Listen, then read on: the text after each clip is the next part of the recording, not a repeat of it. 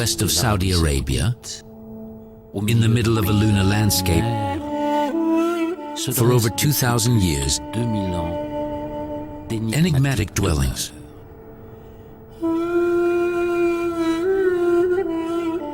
These rock facades, with finely chiseled lines, seem to have been torn from the chaos of stone. This is the ancient city of Égrat, off limits to visitors for several hundred years.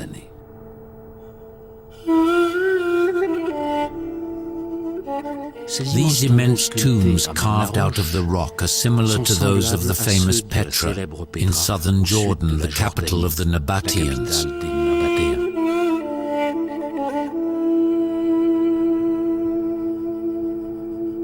Between these two cities lie 700 kilometers of desert.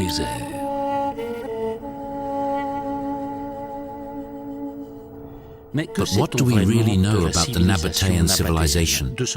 This people of Caravaniers emerged from the sands of Arabia some 4 centuries BC. Little is known about the Nabataeans, apart from the reports of Diodorus of Sicily and Strabo, 1 or 2 centuries apart, who describe them respectively as a nomadic people who were very attached to their freedom and therefore didn't build houses, lived in the desert and were able to fend for themselves by going from well to well. And then Strabo, 1 or 2 centuries later, tells us that, on the contrary, the Nabataeans build houses everywhere, that they have luxurious homes, that they love to get rich. The Greek authors also say that the Nabataeans were... Greek stories also tell us that the Nabataeans were adept at escaping and hiding in the desert if attacked. But they were best known for their famous camel caravans, which enabled them to trade over very long distances.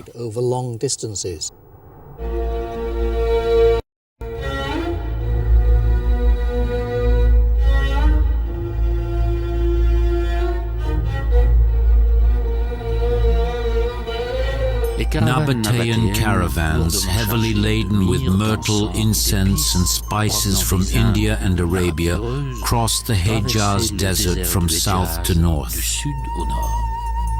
They supplied the Greek and Roman world with these precious goods, reaching as far as the Mediterranean port of Gaza and the prestigious Alexandria. Incense was used for cult, for offerings to gods, but also in medicines and in fumigation, because they used it simply to make their houses smell better. So it was in great demand, and the Romans had an almost infinite capacity to consume this incense. The Nabataeans, maybe they saw the opportunity, a niche opportunity to take control of these trade routes. This is speculation, really, because we don't know what prompted them to settle down and form a state. But certainly they were immediately very successful. When the Greeks come into contact with the Nabataeans in 312 BC, the Nabataeans are already known to be very rich because of their success in trade.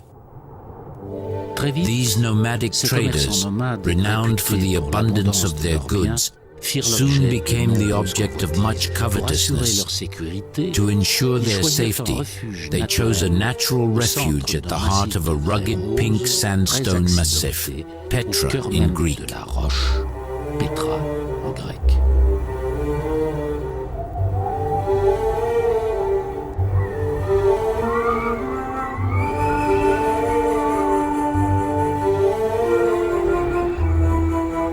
To get there, they had to dare to enter a narrow, winding gorge,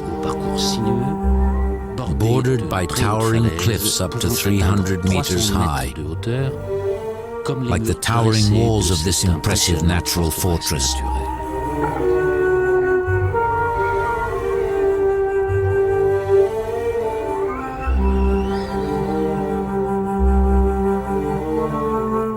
It was here that they built their capital.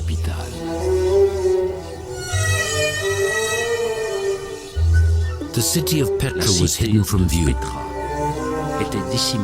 This unwalled stronghold practiced the art of camouflage so well that it eventually disappeared from human memory at the dawn of the Middle Ages.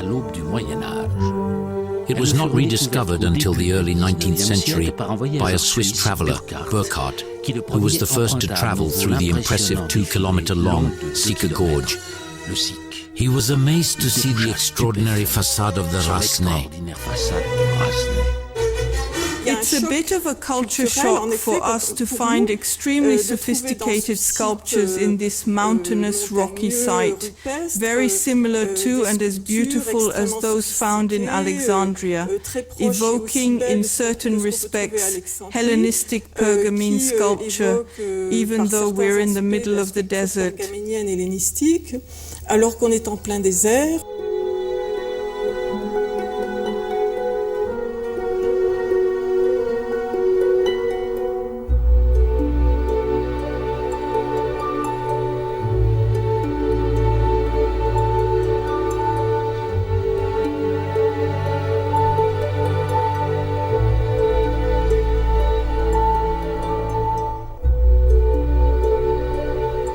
Bewitched by the strangeness of the site, Petra's explorers were initially captivated by the impressive number of tombs carved into the cliffs.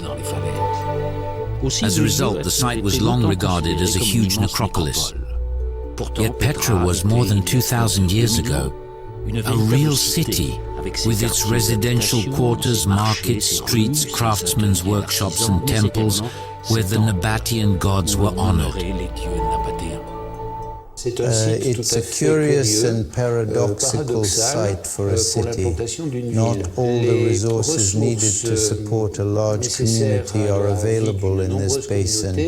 In particular, water supply poses enormous problems. The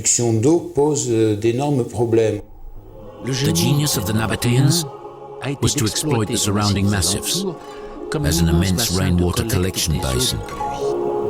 As a result, the 92 square kilometers of the site are riddled with hydraulic installations. A network of pipes cut into the rock or masonry leads every drop of rain to cisterns where the water is collected. Here they showed themselves to be great masters in the art of hydraulics.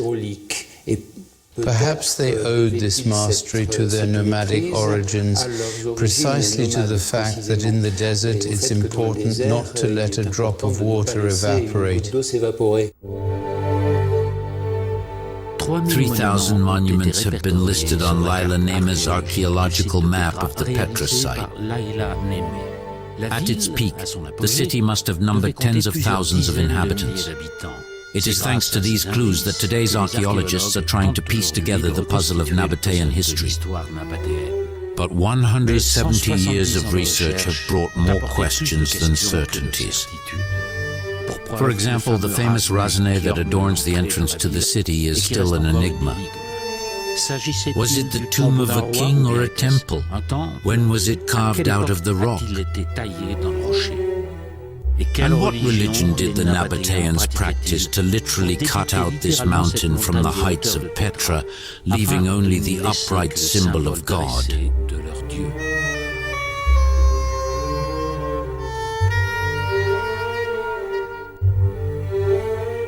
Obviously, if we had a history of the Nabataean kingdom, like Josephus's history of the Judean kingdom, which was contemporary with the Nabataean kingdom. But maybe, certainly for me, what would be most valuable and most interesting would be to have some, even a small fragment of the religious literature of the Nabataeans. We have the names of gods, we have temples, lots of religious dedications when somebody makes an offering to the gods. But we really don't understand anything about the mythology or the way that people prayed or praised their gods. And even a small fragment of material of this kind, it would be wonderful to have such a thing.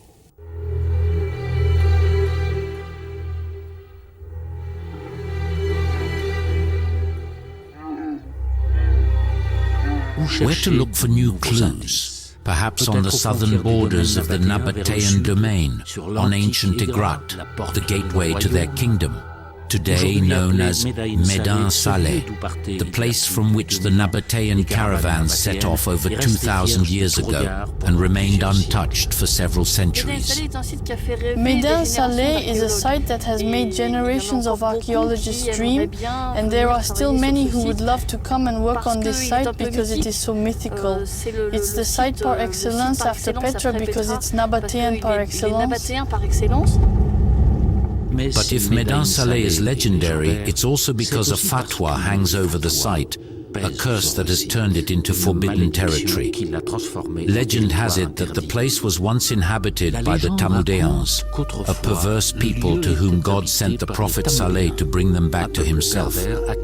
Unbelieving, the Tamudeans asked him for a sign of his divine mission. To convince them, Salih performed a miracle. He brought a camel out of the rock. By day, she used the Mabrakanaka pass to graze on the plain. In the evening, she distributed her milk in abundance to all the inhabitants. But rather than accept this miracle, the Tamudeans decided to get rid of the animal. They fixed daggers in the gorge, disemboweling the camel. She died with a terrible roar. A camel escaped from its side and turned into a rock. Then God's wrath fell on the Tamudeans, and they were all destroyed. The Quran echoes this legend, and even today many Muslims avoid the cursed site.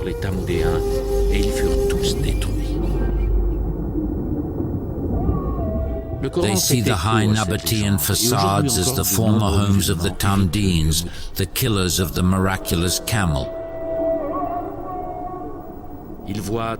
As a result, the site remained off-limits for centuries. It wasn't until the very early 20th century that two Dominican fathers belonging to the Jerusalem Bible School rediscovered Médain-Salé. Antonin Jotson and Raphael Savignac were true explorers of the Orient. For years they traveled the Holy Land, Sinai, Jordan, and Syria. Jotson put to good use his knowledge of ethnology, epigraphy, and languages, particularly Arabic, which he taught. Savignac developed his photographic talents to illustrate scientific works. In 1907, they were granted a mission to Arabia by the Société Française des Fouilles Archéologiques. The Hejaz Railroad linking Damascus to the holy cities of Arabia was just completed. The two Dominicans joined the pilgrims heading for Mecca. They were to be the first to rediscover the ancient Égrat. Spending several days on the site, working tirelessly, they produced a work that remains the standard reference for researchers to this day. In it, they describe everything they observed on the site and provide the first photographs of previously unseen remains, which will be the stuff of dreams for generations of archaeologists. 100 years later, it was a French team that was the first to follow in the footsteps of Jotson and Savignac. Archaeologist and epigraphist Laila Neme from the CNRS is the mission leader.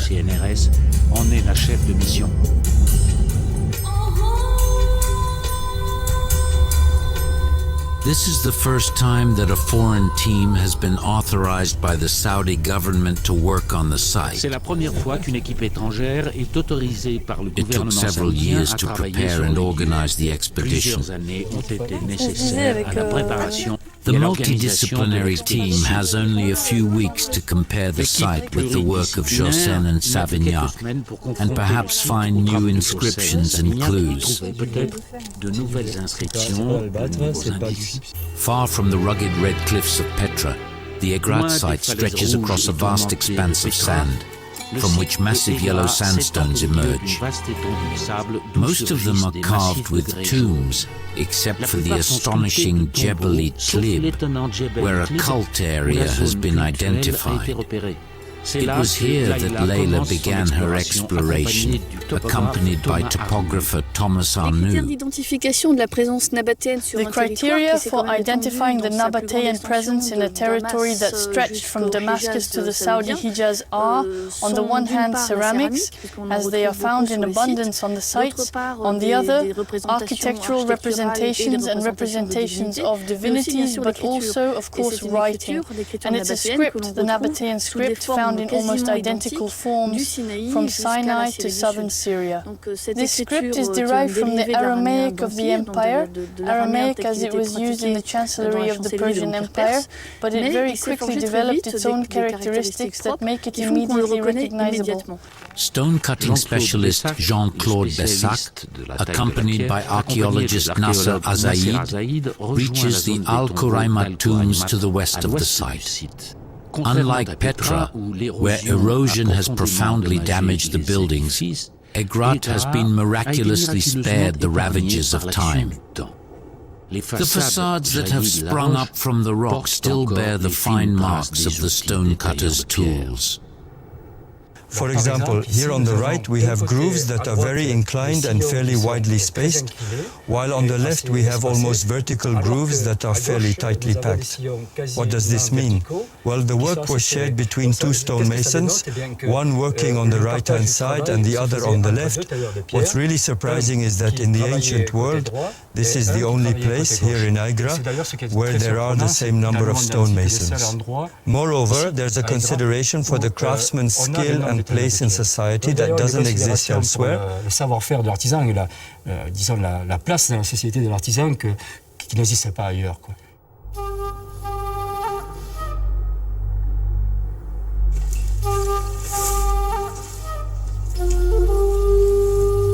Can you give me the total height of the niche first, please? Yes. In Petra there may be one or two niches with eagles, but that's it. So it must have been a symbol of power. In Syria, it's associated with Barshamite, but here it's a motif that's found quite often. Then there's a kind of garland underneath, you see, underneath the wings with two little holes as if they were hanging marks. Il y a une espèce de guirlande en dessous, tu vois, en dessous des ailes, avec deux petits trous comme si c'était des traces d'accrochage. Oui. You can't carve in the rock itself. Technically, it's impossible to start at the bottom and work your way up. Even in the steepest areas, he had to find a natural fault that formed a flat in the mountain to access the summit. The little notches there are always for access from the top.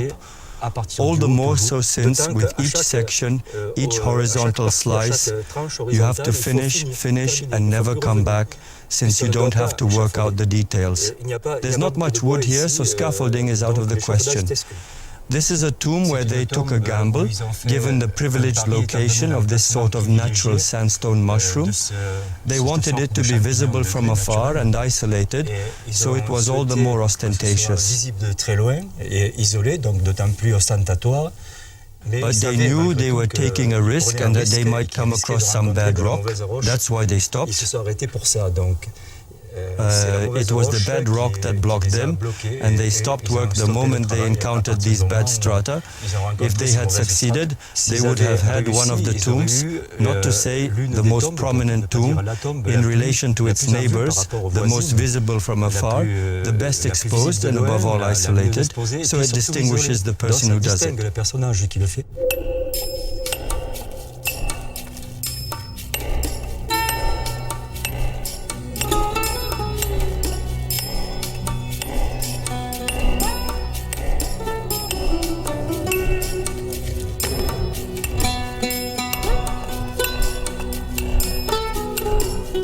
How did an originally nomadic people manage to build such aesthetically pleasing masterpieces? On this question, archaeologists seem to agree. The Nabataeans appropriated certain decorative elements from the cultures of their neighbors, as evidenced by the tomb facades. A layered decor, freely combining Egyptian cornices, Mesopotamian merlons, doors and pilasters from the Greco-Roman world. Égyptienne, merlons mésopotamiens, portes et pilastres issus du monde gréco-romain. We brought in highly skilled people, trained in the major cultural centers of the Mediterranean East.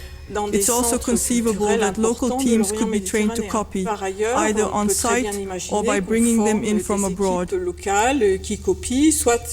In Alexandria or Asia Minor, especially in the Alexandrian field, and teach them how to work. In fact, when you look closely, there are some pieces that are exceptionally technical and others that are a little, well, skewed. You can't see it from a distance, but you can see it up close.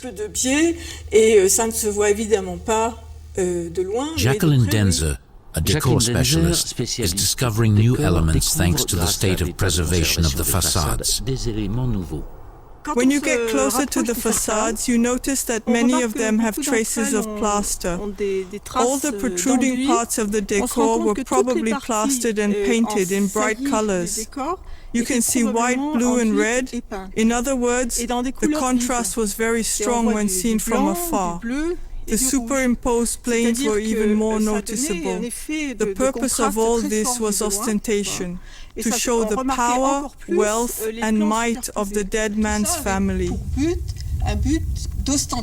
These monumental tombs were therefore reserved for the great Nabataean families of Égrat. However, on the surrounding peaks, another team, led by Isabelle Sachet, has just located simple rectangular holes dug into the rock. These were burials for inhabitants who could not afford larger ones.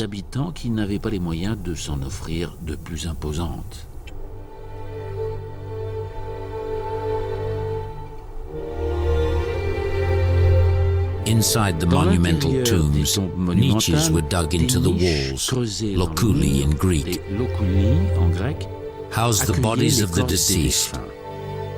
In this family vault, one of the largest in Égrat, there are 29 grave spaces, including some smaller ones for children. Since ancient times, the tombs have been plundered. Nothing remains, except for a few inscriptions that provide valuable information. They mention that Uchabu reserved this place for himself, his two sons, his mother, his sisters, and their children. We also learn that this Nabataean was originally from Taima, 200 kilometers away. There are 40 or so long tomb inscriptions, and several of these tomb inscriptions were made by women, and they say things like, one of the women is called Cam Cam, and she says that this is the tomb which Cam Cam made for herself and for her daughter and for her grandchildren.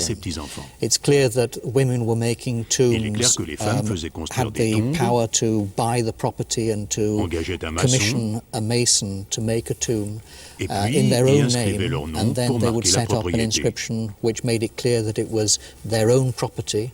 And these are legalized inscriptions, or legalistic inscriptions, which give rules about who can and who cannot be buried in the tomb. And it's clear that sometimes only women could be buried in particular tombs. So this implies that women had maybe more role than you would quite expect.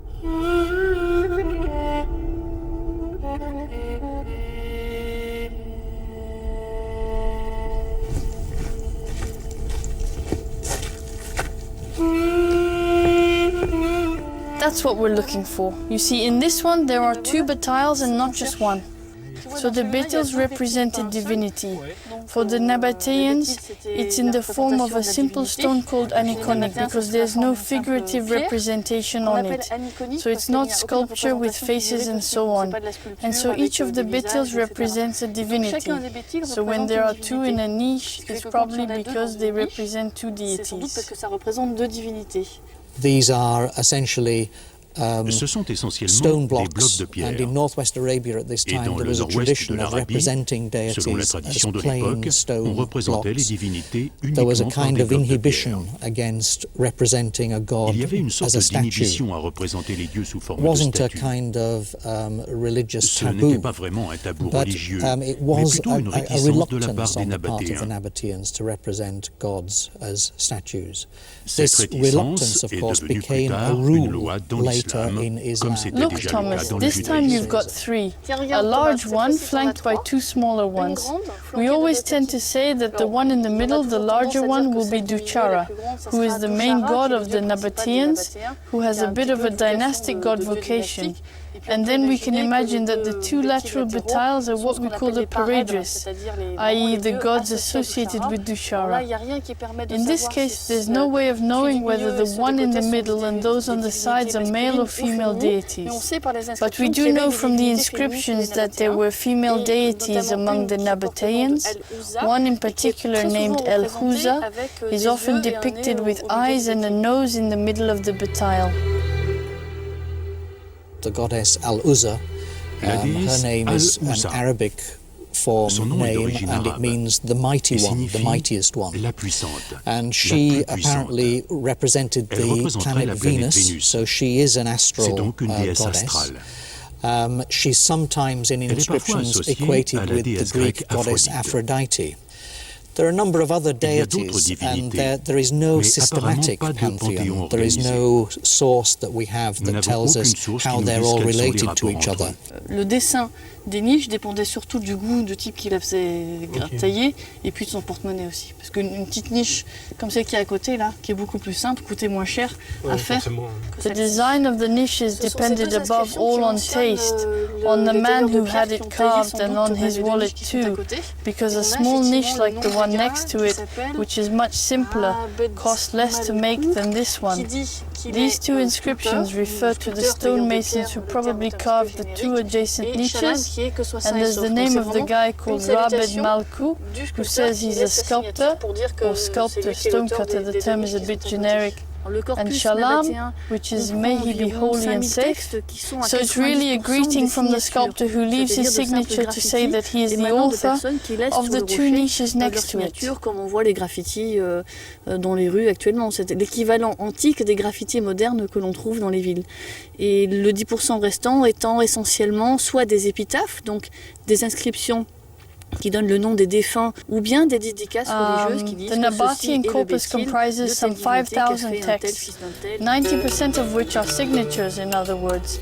Simple graffiti by people who leave their signatures on the rock, just as we see graffiti in the streets today. It's the ancient equivalent of modern graffiti found in cities. And the remaining 10% are essentially either epitaphs, i.e. inscriptions giving the names of the deceased, or religious dedications saying that this is the batil of such and such a deity made by such and such a son of such and such. In fact, this tomb was abandoned at this stage because one of the merlons, the stone steps on either side of the tomb at the top, broke off here and they had to abandon it. This just goes to show the difficulty of this type of rock work, where you can't change the stones. Once it's broken and the work is abandoned. It's very simple to extract the blocks as you go along, but it does require a certain amount of technical skill. The quarryman digs this trench to the required depth. Once the block is encircled, as you can see, he digs interlocking joints at the base. These are holes in which wedges, iron wedges, are placed. It's the pressure of these wedges that loosens the blocks, and then these blocks are rushed down onto piles of sand to prevent them from breaking, so that they can be recovered. C'est très simple, mais ça demande tout de même une certaine technicité. Il y a une jambe qui est à l'extérieur, comme ici donc, et une jambe à l'intérieur, et le carrier creuse cette tranchée jusqu'à la profondeur souhaitée. Une fois le bloc cerné, comme on les voit, il creuse à la base des emboîtures, on appelle des emboîtures, ce sont des trous dans lesquels on place des coins de fer, et c'est la pression de ces coins qui décolle ces blocs, et ensuite ces blocs. If Nabataean tombs were also used as quarries, then what became of all those blocks of stone? This haunting question has prompted archaeologists to search for traces of built structures. Magnetometric prospecting was used to map the subsoil. It revealed the existence of a veritable urban fabric. The residential area of Égrat. A city lies buried beneath the sand, waiting to be awakened. The French team spotted part of the city and what could even be a rampart. Unfortunately, their enthusiasm is short-lived. The team is not yet authorized to excavate.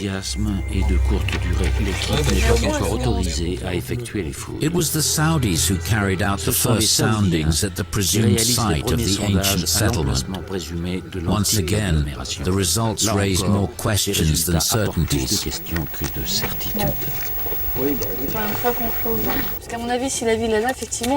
They didn't even understand, because in my opinion, if the town is there, it's closer to the wells. They're all in the western part of the site. Mais une chose est sûre, il y a plus de 2000 ans, la ville de Égrat était une But one thing's for sure, over 2000 years ago, the town of Hegra was a verdant oasis. Josène and Savignac, the Dominican fathers who visited the site at the beginning of the 20th century, found the wells in operation, with the water table less than 10 meters away.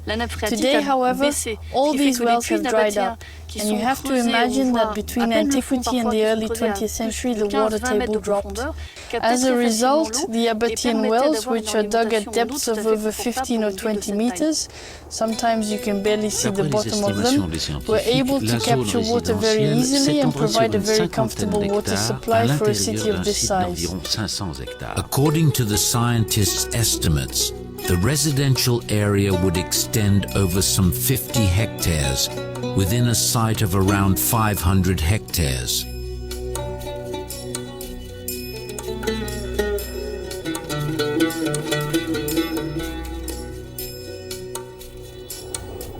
There's a sort of mixture on this site of activities that are linked to the land and activities that are undoubtedly imposed by something other than the land, which could be called Nabataean culture.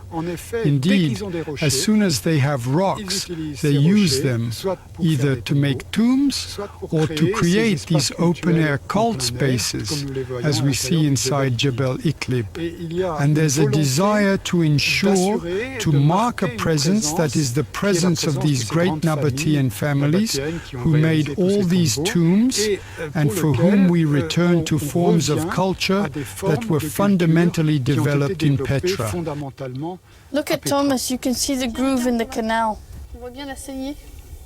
The Nabataeans went so far in asserting their culture that they repeated Petra's water collection techniques in these mountain ranges with these pipes cut into the rock and these cisterns to collect rainwater. Whereas here, it rains much less than in Petra, and the Médain-Salé oasis has never been short of water. Perhaps these cisterns had another function. Were they used for religious purposes?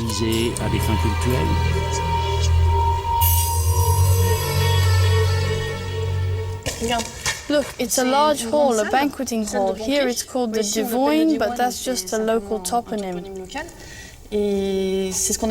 And it's called a triclinium, meaning a hall with 3 benches, trictoire, and kline, which means bench in Greek. And this is where the Nabataeans gathered with musicians and drank wine to banquet, either in honor of the gods, or in honor of a king, or in honor of the dead, when associated with the dead. So you see, look, there's a little access with stairs on it.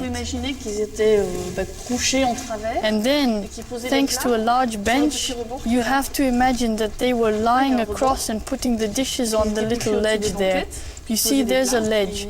So they were lying on top of the benches, then they put the dishes down and ate. So it's typical of Nabataean installations. And in Médain-Salé, there's only one, which is this one.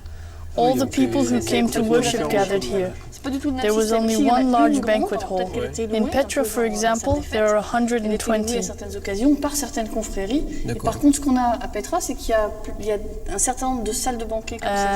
not the same system at all, it's not the same system at all. Here, there's a big one, so maybe it's been rented out, a bit like the village hall. It's been rented out on certain occasions by certain brotherhoods. What we have in Petra, however, is a number of banquet halls like this one, where all the guests at the banquet left their signatures on the walls. You have to imagine that there was movement, that the banquet hall was not necessarily always used by the same family.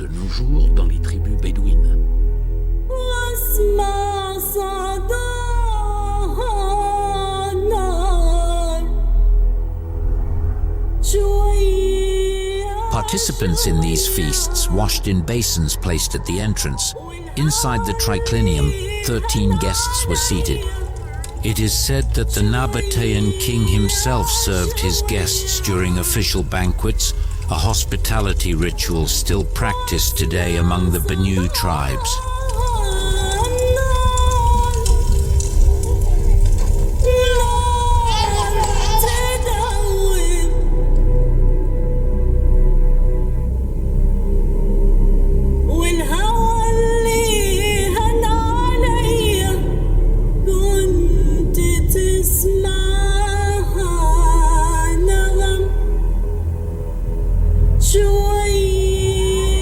Have a look, see that? It's a magnificent inscription. There are two completely different things. There's a Nabataean inscription. Il y a une inscription nabatéenne. And then next to it, probably a North Arabic inscription. L'écriture nabatéenne a connu The Nabataean script has had, I would say, a prestigious posterity, since it is very likely to have given birth to, or been at the origin of, the Arabic script as we know it today. L'arabe ne naît réellement qu'au début du 6e siècle. Before this date, before 512, the date of the first inscription, Arabic as a language was not written in its own script. It was written in borrowed scripts, including Nabataean. And Nabataean underwent a development from the 3rd, 4th and 5th centuries onwards that enables us to see very clearly the evolution of the characters taken one by one towards Arabic characters.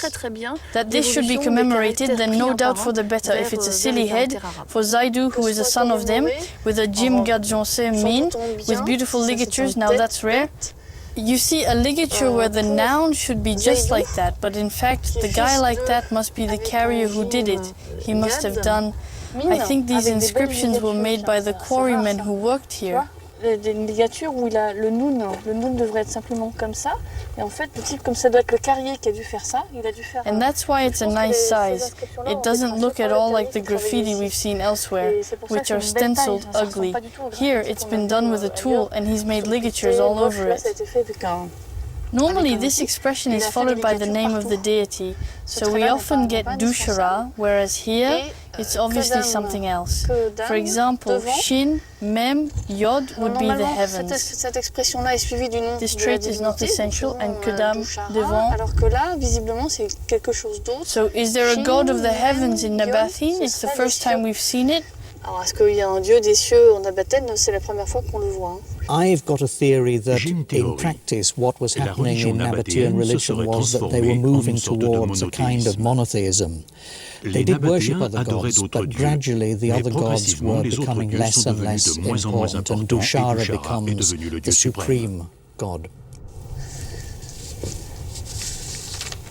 This is one of the largest Nabataean inscriptions on the site. Apart from the tomb inscriptions, it's magnificent. Non, c'est une des plus grandes inscriptions nabatéennes du site, à part celle des tombes. So what does it say? It says Baladekir, may it be commemorated, Abdurabdat, and a guy called Raidu, and another name, Odemos, who are both Asartagaya, i.e. strategists, and a guy called Raidu, and another name, Odemos, who are both Asartagaya, i.e. strategists. Égrat's inscriptions reveal the titles of high-ranking figures such as strategists. These men sought to manage and protect caravan traffic. At its height, the Nabataean kingdom was a veritable trading empire, encompassing northern Saudi Arabia, southern Jordan, Sinai, and the Negev. This vast territory made up of caravan routes required a sophisticated administration, with the royal power installed in Petra at the summit. Beyond the well-preserved rock buildings, the power of this royal power is also evident in the center of Petra, where traces of large buildings bear witness to an architectural program worthy of the great Hellenized cities. Au-delà des bâtiments rupestres bien conservés, la puissance de ce pouvoir royal apparaît également au centre de l'agglomération de Petra, où les traces de grands édifices témoignent d'un programme architectural digne des grandes cités hellénisées. De ce Petra central monumental, This monumental central Petras gives the impression of a very comfortable people who didn't shy away from spending large sums of money to build grand public and religious edifices. This initiative is no doubt due to 2 or 3 successive Nabataean rulers who insisted on this aspect. Perhaps it was purely political. Was it also a question of federating or uniting the various components of a population whose ethnic or cultural origins we have little grasp of? Les origines ethniques ou culturelles. Is the famous Rasni at the entrance to the town the signature of a king? Until very recently, it raised more questions than answers. Actually, there are more than 20 theories about dating of this facade and about the function of this facade. Some archaeologists say that this is actually a tomb. The other they say this is a temple. Some they say no, this is from the 1st century BC. The other they say no, this is from the 1st century AD. Some they say this is Nabataean, the other they say this is Roman. So that's why we decided actually to excavate in front of it to know exactly what is this monument. Jordanian archaeologists uncovered several tombs similar to those at Égrat, buried at the foot of the Rasna. To construct the immense building, the Nabataeans had to reorganize the space, cutting off the top of the facades and condemning some of the tombs to create access to the Rasna. Mais les sépultures initiales restaient malgré tout accessibles par un escalier. But the original tombs were still accessible via a staircase. Thanks to an interior layout, it was possible to go from one to the other via the burial chamber. Such arrangements would confirm that these were indeed royal tombs, and that the Rasna was the funerary temple erected to the glory of the reigning dynasty. Thus, the inhabitants of Petra could visit the tombs and honor the royal family. بعد ما جهزوا كان الناس يفوتوا من هناك من برا وفتحوا الباب هذا عشان يزوروا كله. والنافذة انه كانت للإضاءة وللأكسجين. Ainsi, les habitants de Petra pouvaient visiter les tombes et y honorer la famille royale. La mise au jour de ces vestiges et la découverte de The excavation of these remains and the discovery of ceramics and lamps date the building to the 1st century BC during the reign of Aretas IV. 700 kilometers away, the Ayla picks up a small object from the sand over 2,000 years old, which suddenly brings the Nabataean sovereign back into the light. A coin. Today, these silver and bronze coins are the only way of knowing the faces of the Nabataean kings and the chronology of their reigns. The presence of the queen on some of them also testifies to the importance of the status of women in this civilization. After 3 weeks of investigation, the archaeological mission comes to an end. Lila is forced to leave the site. She takes with her new evidence, but also leaves many questions unanswered, the most obvious of which is, who is this city hidden beneath the sands?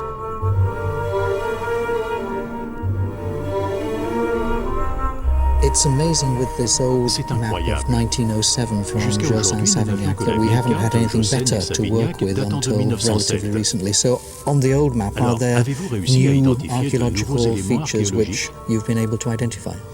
Yes, quite a lot, especially in the Jebel area and also in the so-called residential area where all the city wall which goes around it is now visible, and so it was built of mud brick. And also the Nabataean inscriptions, we have been able to locate all the ones which are not carved on the facades of the tombs. I think now that the residential area included the city walls about 50 hectares, between 50 and 60. But we don't really know whether the whole area was inhabited or... From this uncertain Nabataean history, one truth emerges in 106 AD. The walls of Sikh, which had protected access to Petra for centuries, were powerless to hold back Emperor Trajan's Roman legions. The Nabataean kingdom became a Roman province.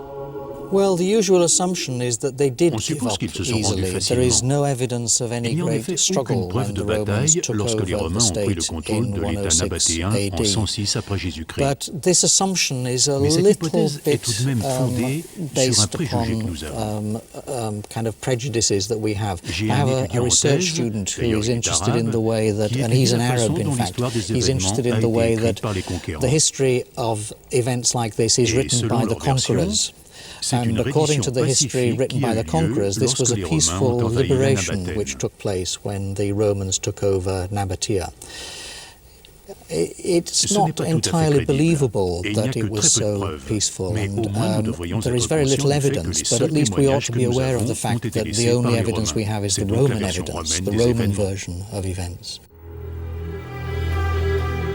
The powerful presence of the Roman Empire remodeled Petra. With its colonnaded streets and refurbished buildings, Rome's imprint disguised what had been Nabataean. The French team that has been excavating the famous Castle Bind for several years is at the heart of this problem. The great Nabataean temple, dedicated to Dushara, reveals a very carefully constructed sandstone building, clad in stucco. It even had an anti-seismic device made of juniper beams, which is why a large part of the building is still standing. After several earthquakes destroyed the whole of downtown Petra in the 4th century AD, the Nabataean elements were able to take control, but the Nabataean elements have been replaced by Roman traces, which are now emerging from the excavations. Now that you've laid it out, we can finally admire it. It resembles Marco Aurel's literate Roman, and by contrast, those on the first head are reminiscent of Lucius Verus, all in agreement. The Marco Aurel emperor's face, finely sculpted in marble, is similar to another element of a statue found a few years earlier on the site, which seems to have the features of Lucius Verus. These two sons of Antoninus were imperial correctors between 161 and 169. Their discovery allows us to date the Roman monument that was superimposed on the Nabataean enclosure. It must have been huge. It must have been 4 meters 50. After these events in 106 AD, the Nabataeans continued to exist. They didn't disappear. And indeed, we've got instances later in the 2nd century when an individual calls himself a Nabataean. People were still calling themselves Nabataean even after their state had disappeared. So one can imagine the situation of a dispossessed people who still were conscious of their own noble history and tradition. Maybe they even had some hope of a restoration of their kingdom, but no real effort was ever made to restore the kingdom.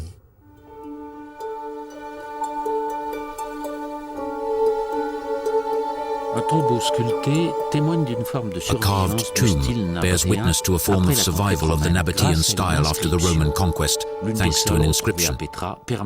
This is one of the only inscriptions found in Petra that can be used to date the monument and identify the deceased. The deceased was not a Nabataean, but a Roman.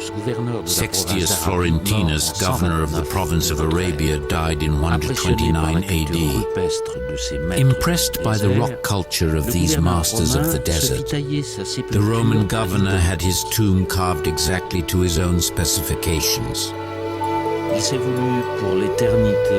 For all eternity, he saw himself as the equal of the Nabataean monarchs, of those men who knew how to make intelligible the lines of force that ran beneath the folded surface of the rock.